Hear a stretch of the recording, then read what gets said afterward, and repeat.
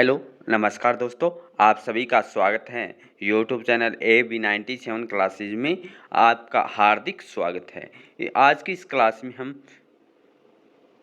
Static GK जो हमारा जो टॉपिक है विविध पार्ट नंबर 2, आज इसमें हम विविध से संबंधित जो हमारी क्वेश्चन है ये हम डिस्कशन करेंगे। जो भी साथी हमारे इस यूट्यूब चैनल पे पहले बार आए हैं तो इस चैनल को सब्सक्राइब ज़रूर करें, लाइक शेयर और कमेंट सेक्शन में ज़रूर बताना कि क्लास कैसे रही। और ये जो क्लास है हमारी स्टैटिक जीके है, ये हरियाणा एग्ज़ाम, एसएससी एग्ज़ाम या दिल्ली पुलिस का जो एग्ज़ाम होने वाला है इनके लिए हमारी क्लास है इम्पोर्टेंट रहने वाली है।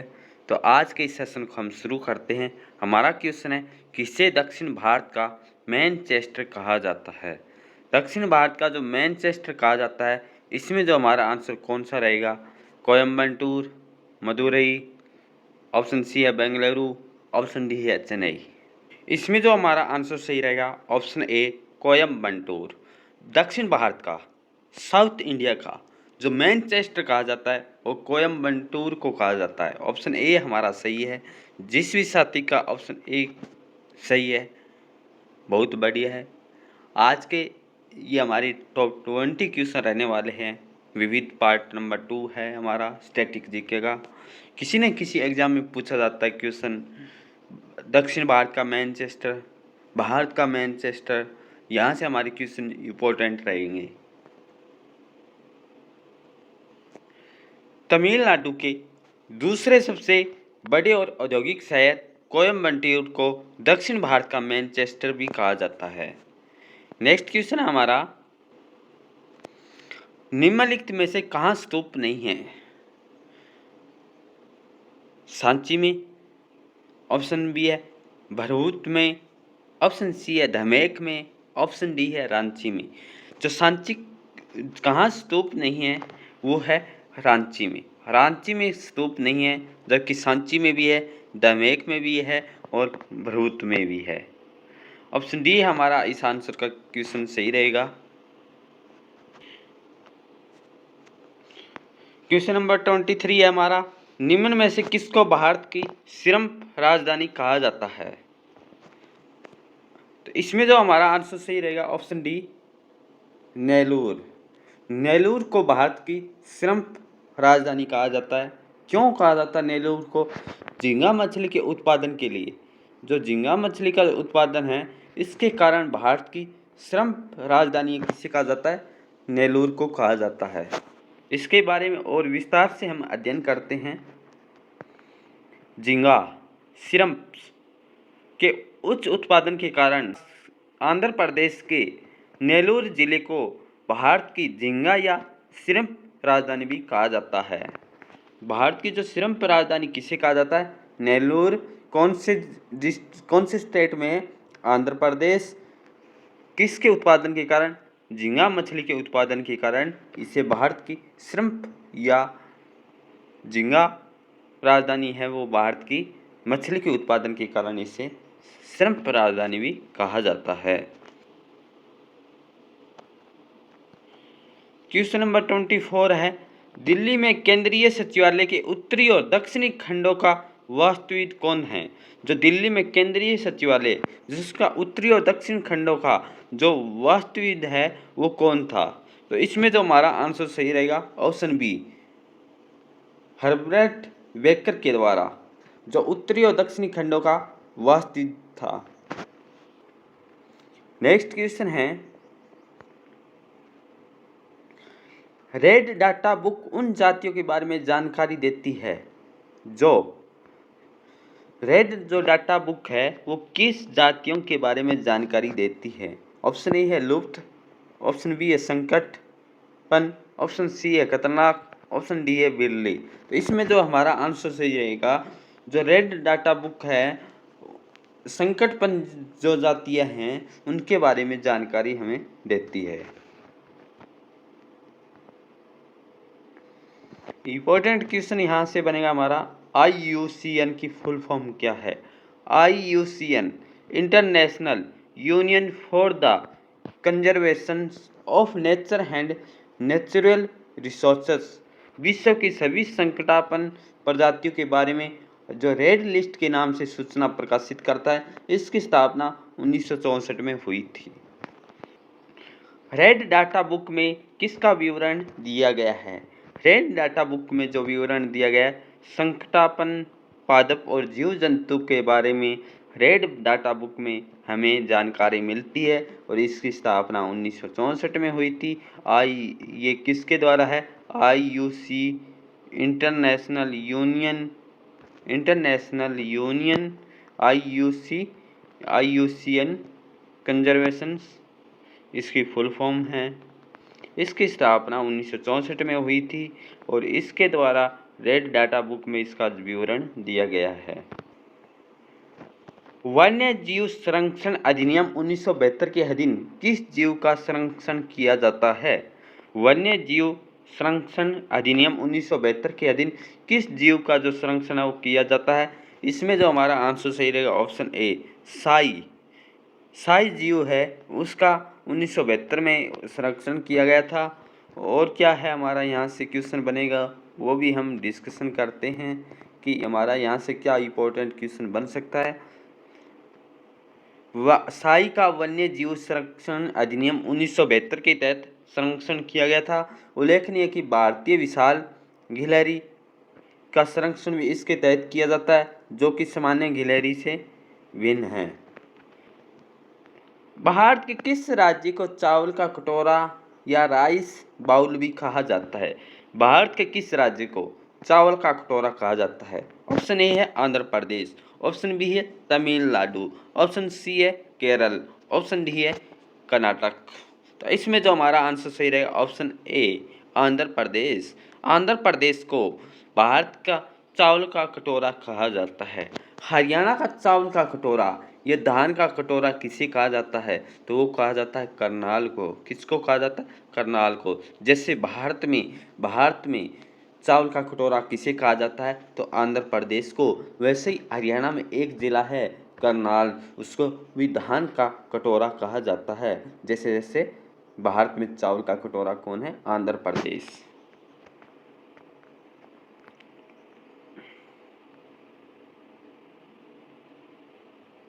नेक्स्ट क्वेश्चन है इंपॉर्टेंट क्वेश्चन है, नारा दिया गया था 2 बूंद जिंदगी की किस कार्यक्रम के साथ संबंधित है? 2 बूंद जिंदगी की ये कार्यक्रम है, ये प्लस पोलियो से संबंधित ये नारा दिया गया है।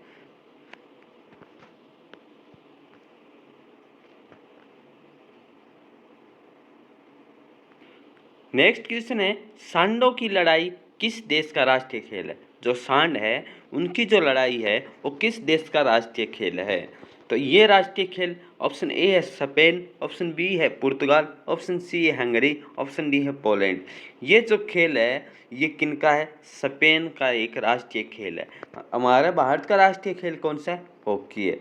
भारत का कौन सा है? हॉकी है। और हरियाणा का कौन सा है? वो है कुश्ती। नेक्स्ट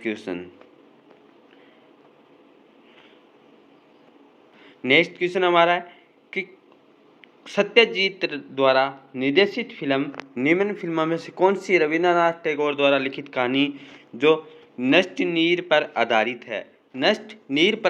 है वो कौन सी फिल्म है? ये हमें बताना है। निर्देशक कौन है? सत्यजीत रे के द्वारा और रविंद्रनाथ टैगोर द्वारा लिखित कहानी है नष्ट नीर। क्वेश्चन बन सकता है जो नष्ट नीर कहानी है वो किसके द्वारा लिखी गई? रविंद्रनाथ टैगोर के द्वारा लिखी गई है और किस कहानी पर आधारित है?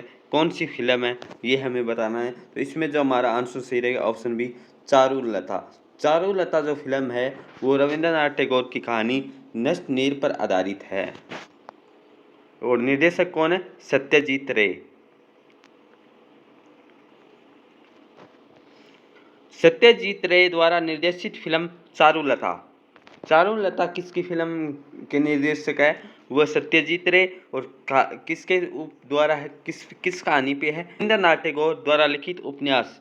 कौन सा उपन्यास? नष्ट नीर पर आधारित फिल्म है जो 1964 में रिलीज हुई थी। चारुलता फिल्म कब है वो रिलीज हुई थी? 1964 में। किसकी कहानी है, किसके उपन्यास पर है? रविंद्रनाथ टैगोर का एक उपन्यास है, कौन सा है? नष्ट नीर, द ब्रोकन नेस्ट पर आधारित फिल्म है। नेक्स्ट क्वेश्चन,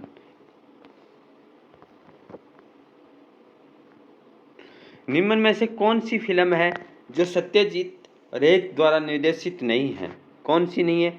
सलाम बॉम्बे, अपराजिता, चारुलता, पाथेर पंचाली।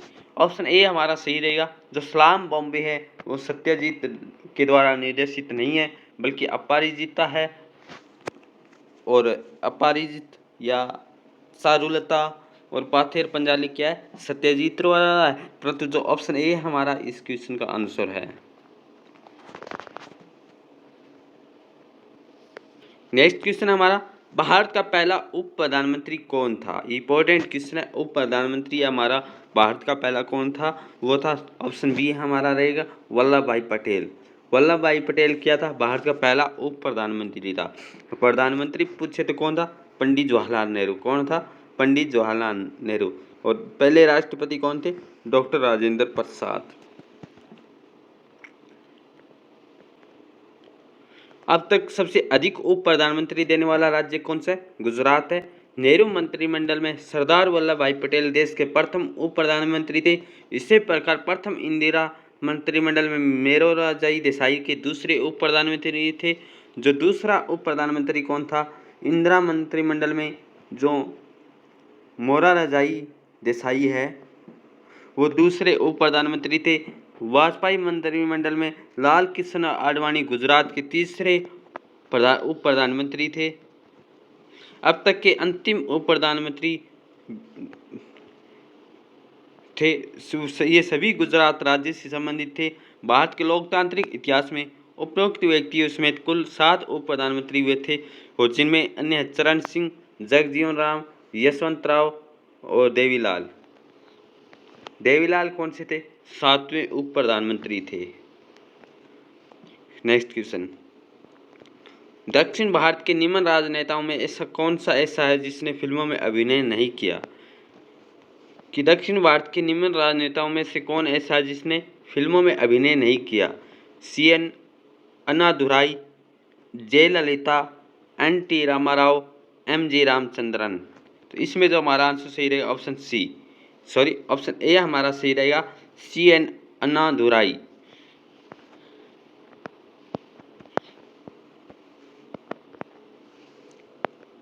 नेक्स्ट क्वेश्चन है, मदर टेरेसा की जयंती मनाने के लिए उन पर टिकट निम्नलिखित में से किस देश ने प्रकाशित किए? जो मदर टेरेसा है उसकी जयंती मनाने के लिए एक उनके नाम पर एक टिकट है, वो किस देश ने प्रकाशित की है? वो की है USA के द्वारा, संयुक्त राज्य अमेरिका के द्वारा उनके नाम पर क्या है? एक टिकट है वो प्रकाशित किए हैं। Next question, Jim Corbett national park कहाँ स्थित है? जिम कॉर्बेट नेशनल पार्क है, ये हमारा इम्पोर्टेंट क्वेश्चन रहेगा, क्योंकि जिम कॉर्बेट नेशनल पार्क, इनका नाम भी चेंज है। पहला नेशनल पार्क हमारा कौन सा? ये भी हमारा इम्पोर्टेंट क्वेश्चन बन सकता है। जिम कॉर्बेट नेशनल पार्क का दूसरा नाम क्या है? यहाँ से हमारे ये इम्पोर्टेंट क्वेश्चन रहेगा, जिम कॉर्बेट नेशनल पार्क। ये Jim Corbett national park option A हमारा सही है, उत्तराखंड में है। Jim Corbett national park Uttarakhand राज्य में स्थित है। इसकी स्थापना 1936 में हुई थी। इसका क्षेत्रफल 520.82 वर्ग किलोमीटर है। नेक्स्ट क्वेश्चन, निम्न में से कौन सा राष्ट्रीय उद्यान अभ्यारण्य राजस्थान में नहीं है? एक और हमारा क्वेश्चन बन सकता है राजस्थान से, कि राजस्थान में अभी एक और अभ्यारण्य था, वो भी बना था। ये हमारा इम्पोर्टेंट रहेगा। और अब तक कितने राष्ट्रीय उद्यान हुए, ये भी हमारे क्वेश्चन यहाँ से इम्पोर्टेंट बन सकते हैं। रणथंबोर राष्ट्रीय उद्यान क्या है? राजस्थान में। सरसिका राष्ट्रीय उद्यान भी राजस्थान में है। और कौन सा है? सांबर वन्य जीव अभ्यारण्य क्या राजस्थान में है?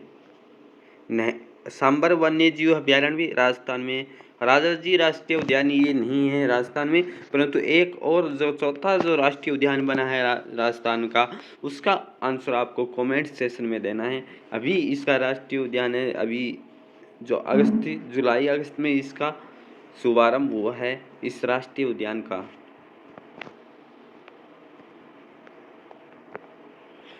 राजाजी नेशनल पार्क राष्ट्रीय उद्यान की स्थापना 1983 में उत्तराखंड तत्कालीन उत्तर प्रदेश में की गई थी। 1983 में कहा था, उत्तराखंड तत्कालीन उत्तर प्रदेश में की गई है Rajaji national park. Kaziranga national park कहाँ है? काजीरंगा नेशनल पार्क है, इसमें जो हमारा आंसर सही रहेगा ऑप्शन ए, असम में। असम में कौन सा पार्क है? काजीरंगा नेशनल पार्क है।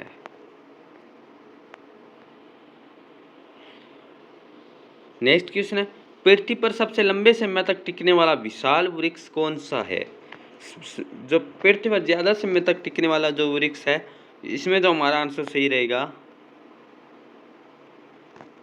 Option D, सिकुआ। नेक्स्ट क्वेश्चन है हमारा,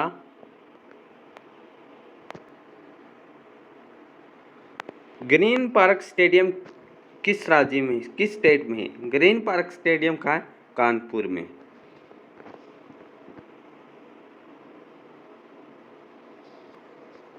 तो आज के सेशन को हम यहीं विराम करते हैं।